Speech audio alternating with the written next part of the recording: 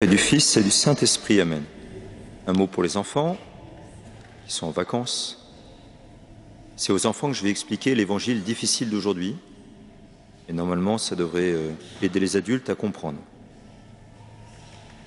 Donc quand on a du mal à comprendre la parole de Dieu, il faut avoir un réflexe, c'est celui de se tourner vers les pères de l'Église, les premiers grands saints de l'histoire de l'Église. Par exemple, Saint Augustin, Saint Jean Chrysostome, Saint Grégoire de Nice, Saint Grégoire de Nazianze, Saint Ambroise, Saint Grégoire le Grand, etc.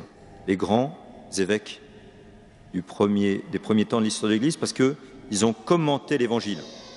Ils ont eux-mêmes prêché sur l'Évangile, ils ont commenté l'Évangile. Donc quand on ne comprend pas, on se dit comment Saint Augustin a compris cet Évangile.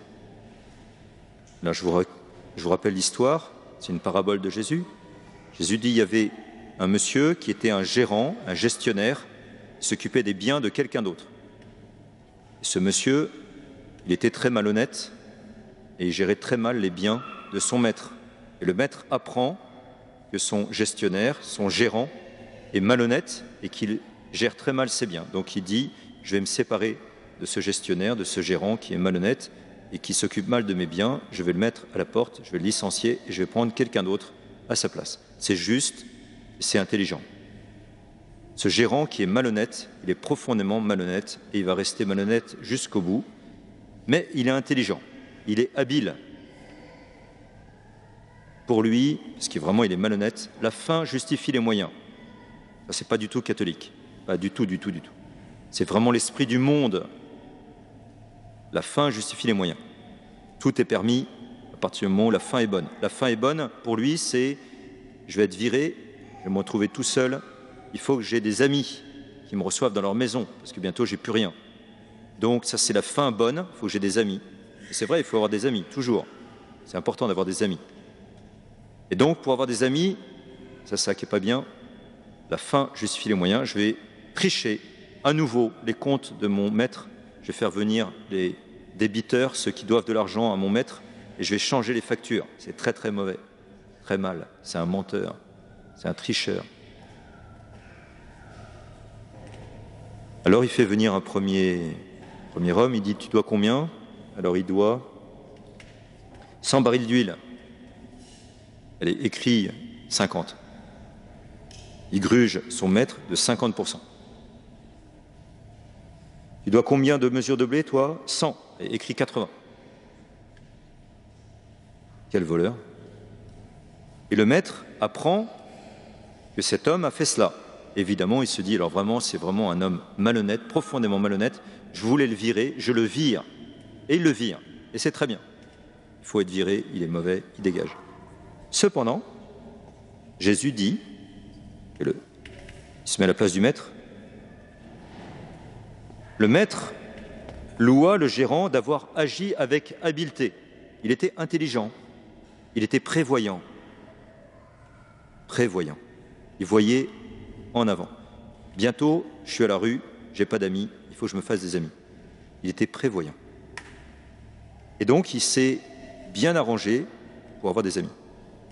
Et donc, les pères de l'Église nous disent, les enfants de la lumière doivent être aussi habiles que les fils de ce monde, et même plus habiles encore, parce qu'ils doivent être eux aussi prévoyants.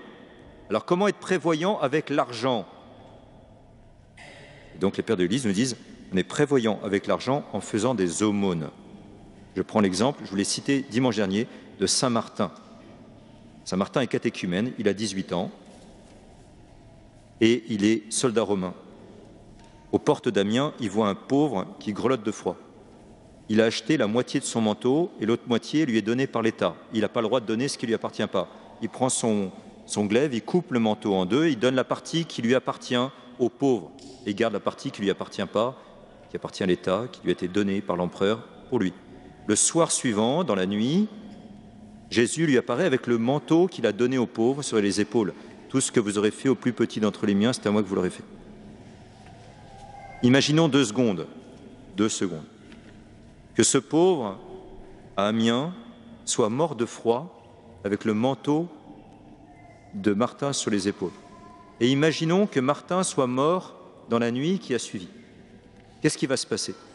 Quand Martin va se présenter devant Dieu pour le jugement particulier, il y a un avocat, un ami qui va se présenter devant Jésus, qui va dire « Seigneur, vous vous souvenez?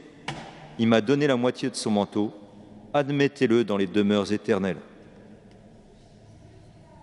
Saint Vincent de Paul, vous imaginez 2 secondes la mort de Saint Vincent de Paul. Saint Vincent de Paul rend son âme à Dieu. L'âme de Saint Vincent de Paul se retrouve dans le Seigneur. Combien d'amis de Saint Vincent de Paul se sont présentés devant le Seigneur pour dire « Seigneur, admettez Vincent dans les demeures éternelles. » Mère Teresa et tous les saints, tous les saints. Donc, soit on est habile, soit on est débile.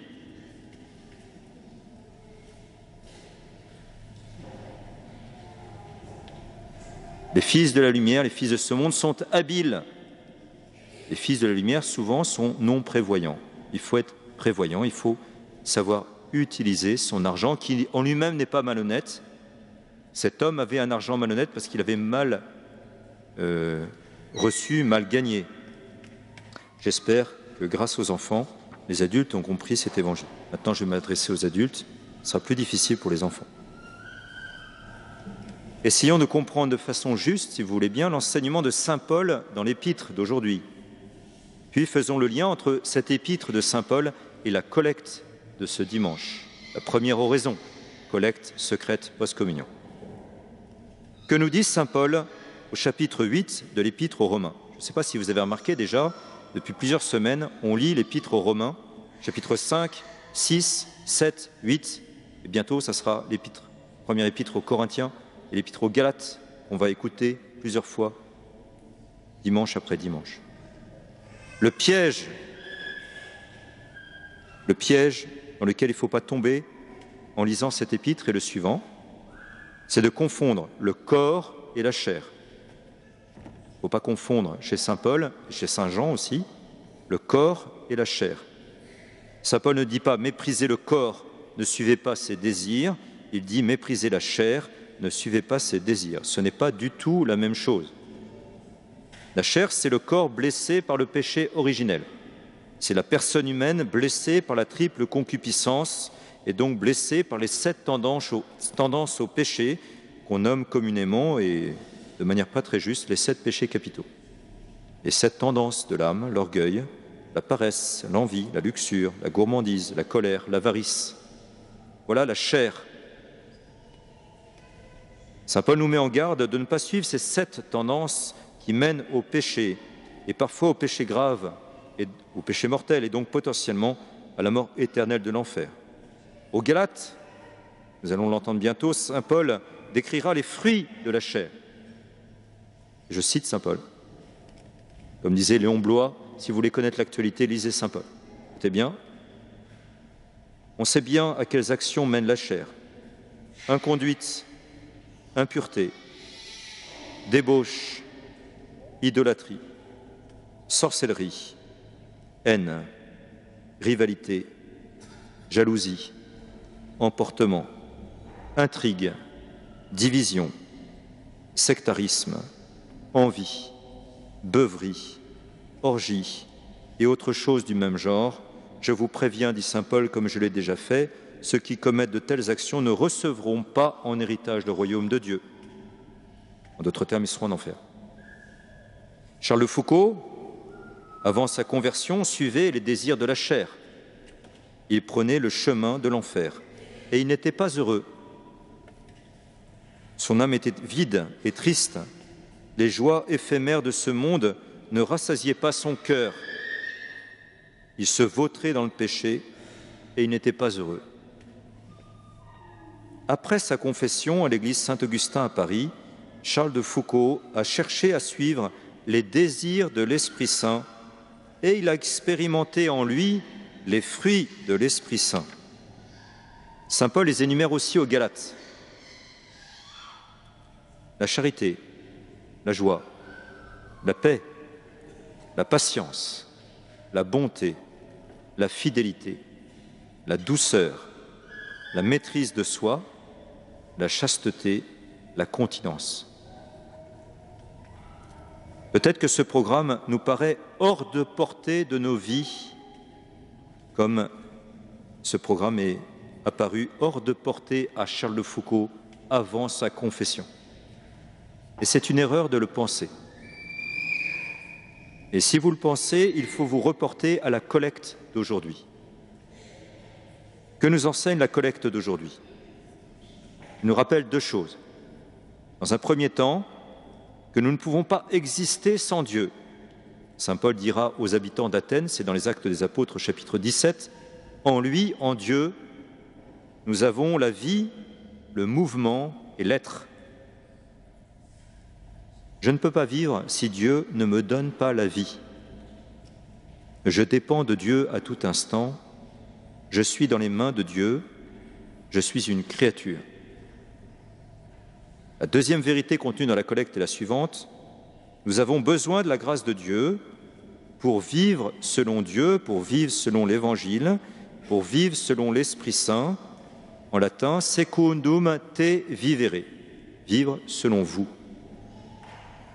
C'est un écho de ce que notre Seigneur disait à ses apôtres, « Sans moi, vous ne pouvez rien faire ». Sous-entendu, rien faire de bien en vue de la vie éternelle. Ainsi, je suis une créature, et une créature appelée à la sainteté, et la sainteté est possible avec et par la grâce de Dieu, l'aide de Dieu. Alors il nous faut demander sans cesse la grâce de vivre selon Dieu au Seigneur lui-même. Comme le dit encore saint Paul, l'Esprit Saint vous fait vivre, puisque vous êtes devenus des justes, des saints par le baptême. Et un peu plus loin, tous ceux qui se laissent conduire par l'Esprit de Dieu, ceux-là sont fils de Dieu. Telle est la bonne nouvelle du christianisme. Tout homme et toute femme, même s'ils sont blessés par le péché originel, ne sont pas condamnés à vivre selon la chair. Grâce au Christ, qui est véritablement notre Sauveur et notre Libérateur, nous pouvons vivre selon l'Esprit Saint. Nous pouvons vivre dans la sainteté et être heureux dès ici-bas. La vie morale chrétienne n'est pas un carcan dont il faudrait se libérer à la mode mai 68, mais bien au contraire une bonne nouvelle, un chemin de liberté qui rend heureux dès ici-bas. Puissions-nous apprendre cela aux jeunes et aux moins jeunes d'aujourd'hui. Il suffit de voir les photos de Charles de Foucault. Regardez sur Internet les photos de Charles de Foucault. Lorsqu'il s'éloigne de Dieu, jeune officier, il est gros, gras et malheureux. Après sa conversion, il a retrouvé un corps en bonne santé et il a un large sourire. Alors à nous de choisir. Si nous vivons selon la chair, soit nous vivons selon la chair, soit nous vivons selon l'Esprit Saint. Il n'y a pas de milieu.